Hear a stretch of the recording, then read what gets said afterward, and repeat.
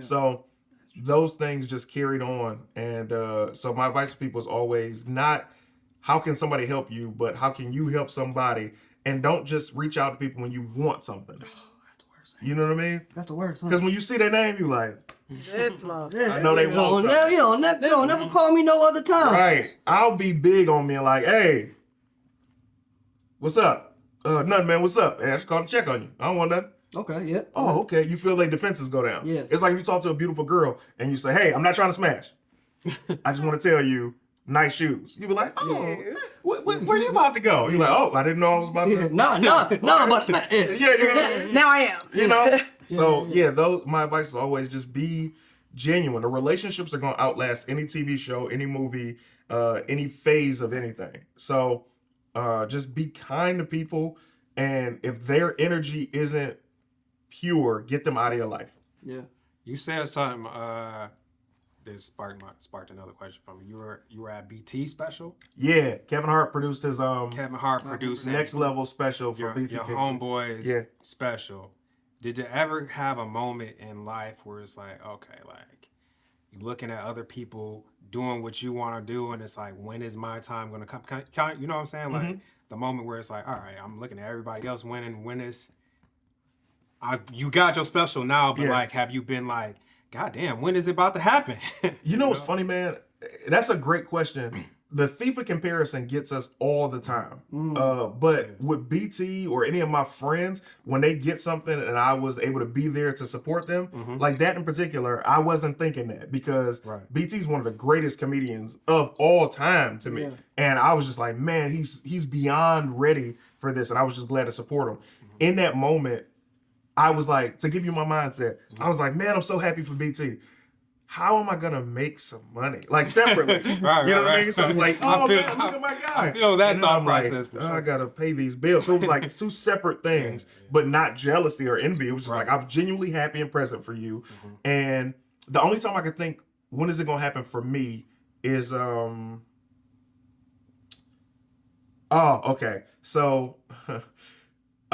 Tiffany Haddish got this movie Girls Trip. Okay. And Tiffany's she's like a class above me as far as stand-up because she got on TV before I did. She was. I remember you had her on the podcast. Yeah, first met right. Yep, you had her on the podcast. She was filming Girls Trip right after that episode. Oh wow. I remember that. Yeah. Wow. Okay, we went out to eat and everything right after. Yeah. That's crazy. So Tiffany had the movie, and I was so happy for Tiffany, and then I was like, it's getting closer. If she got this movie, my opportunities are coming, man. So it was like, that was the closest thing to when is it happening for me, because my peers started to really get these things. And then after she got that, I think I booked something. That's when I started booking. I booked a show called Superior Donuts, and then I booked an episode of Modern Family. And so it was like, oh, I was right. Yeah. You know what I mean? So yeah, those are the things that kind of happen, but never jealous. Never. It's which happens a lot. I know, you know, you have those moments people sit back and like, damn, bro, like, I'm doing all of this. I got all of this motion. How can I, you know, Miko, have you ever had moments like that? You know, you hooped, supposedly, you know. Listen, this is not what you want to do. Okay, all This right. is not what you want. What are you, 5'2"? Wow. The disrespect. You just height shamed Straight him? at the height. Disrespect. Which is crazy because I'm Higher heights, and lower lows. crazy. Oh my God. Okay. No, I don't think I ever really have like a jealousy thing. I think the same thing. Most of my friends feel like I'm always the person who always tell people, and they be like, when we all like, I want everybody at the table, but I don't want everybody at the table because I got you there. I want everybody at the table because they got their own, and I could have helped you get it, and that's fine. But I want all my people to win. My friends say that now, like anytime something's happening, somebody be like, "Oh, I'm looking for something." I'm like, "Oh, you're looking for an architect? I have one of those." "Oh, you're looking for? I have one of those." And I used to be a part of a group. They used to be called Originals Nation. There's something, they have another name now. Sorry, I can't remember it. But they have like a list of like all like the Black people that you can enterprise with. So if you're looking for someone to create a website, you can go to this list. So that way we keep our money within ourselves. And I really like that with my people. If they win and I'm winning, it just might not be my turn right now. With you being from LA, what kind of advice can you give to individuals like transplants, like all of us, moving here, who are trying to navigate this LA lifestyle? What are like some do's and don'ts that you would? Because you're from here. Yeah, I am. We all come here thinking LA is one way. Yeah. I just remember being so scared Yep. moving to LA because all you know is gangs. All we've seen are these movies and it's just I gangs. threw a red hoodie away before I moved here. I was like, I don't know if I can have it. You know what? See what I'm saying? And you know what? Because I'm from here, I don't even notice those things. I will say that sometimes I'm oblivious to, because I did have one of my friends come by my house and they're like, "Oh, can I da da da?" And I was like, "Yeah."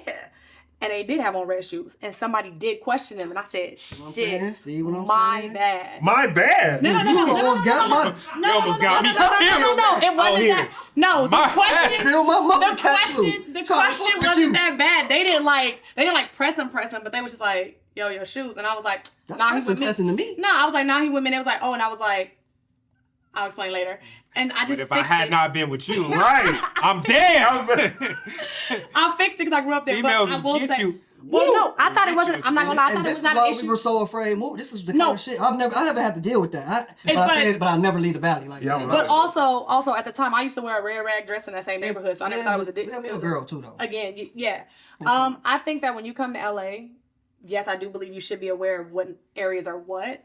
But I think that people come here with this hype dream of what LA is, and then also the people they run into, they love to say like LA people are this or that. And I feel like we get compared to kind of like New York type people. Yeah. But the truth of the matter is, most of the people that you meet who are that way, no disrespect, are usually the transplants because they have this idea of what LA is versus actually being present in LA. Is there hood parts? Yes. I think you do get tricked by the palm trees because that's all up in the hood. If you see palm trees, you're in the hood. You're not in the suburbs. You're in the hood. Oh. But outside of that, I mean, like, I think it's still just like a respect thing. If you speak, I think especially in our Black community today, we have a different reverence for one another. If you speak, if you say hi, we speak, we say hi. We're not really. I feel like Nipsey helped with some of that, with like killing some of the like automatic beef. Like, yes, I feel like yes, you're still gonna have areas, but there's a way to approach everybody. Yeah. So Also, a lot of LA people haven't been to Hollywood. I've learned a long time ago. Crazy. Yeah. I'm like, yeah, my show's in Hollywood. Oh, I ain't never been up there. Do you What? I used to feel like people that are from LA kind of take this whole thing for granted. For granted. Have They here. do. Like, They you do. literally live here. We moved from all around the world to come right here, I've which been told is that too. So which is right in this is your house. Like, Yeah. you know what I'm saying? I Bro, feel like, But you know what it is? I feel like they're not taking Gratitude. advantage of their opportunities. They don't see. Okay, you don't know how amazing your family is because they're your family. yeah. See, But if somebody comes over, like for example, remember you were a kid, and we're all similar in this Yeah. aspect. You would go to your friend's house, Absolutely. and they'd be like, the mom be like, "You want something to eat?" You'd be like, "Oh no, thank you, My ma'am." house They'd be was like, your house. Yep. "Ma'am, oh, he needs to take some lessons from you." And you're like, they don't appreciate you bought them all these toys. So it's like it's that. So they don't know to appreciate it because they've always had it. I've always had it, bro. But hold on, I also think We had snow. Yeah, okay, fucking no, snow. listen. I appreciate the weather and the things. Yeah. I think a lot of what you're saying, like when you just said Hollywood, a lot of people who are from LA never had a dream of Hollywood. Right. That was never. I didn't want to be. I wanted to own properties. I was like, I'm gonna have this many doors. I'm gonna have a passive income. These are the things I saw because I saw real estate moguls. I saw like my grandmother owned 4 properties. Like what I saw And look around at you. me was amazing, Owning right? properties. So I didn't see like, oh, I want to be You an had a different actor. vision I saw for it. actors as someone. On top of that, now social media has changed. I saw actors as someone who went to school and that was their passion. I Oh. didn't have a passion to be on the camera. I was like, can I be? Possibly, but that's not what I want. This is what I want. I think even you with that kind of ambition is like something that's kind of more rare for people to have here. Not that I'm saying not just Hollywood, but like this is a land of opportunity. Yeah. It's like there's not that many opportunities like that in Detroit. And other Yeah. places. Oh. We don't see. I am learning We that. don't see real estate moguls as something we can do. We just see like hoop Yeah. acting, and like you know what I'm saying. There's Yeah. a limit No, yeah, about true. of like what we even know of how to be It's a successful. glass ceiling. That's in true. A lot of these cities. But I will say, like, say I'm assuming that, like, you being an athlete, you have to have a lot of drive and a lot of discipline. And even with CT was talking about faith, you know what I'm saying, in yourself, like a belief system. Is that something that's like carried you to help you be successful in? Oh, for sure. One of my favorite lines is I'm God's chosen child. I tell people that all the time, but my parents told me very early, if you want to go to college, you better figure out how to get it paid for. Wow. So basketball was it. And to be honest, everybody assumed that I would try to go play professionally, and I was like, that was never my dream. I just wanted basketball to pay for school so I could do what I wanted to do.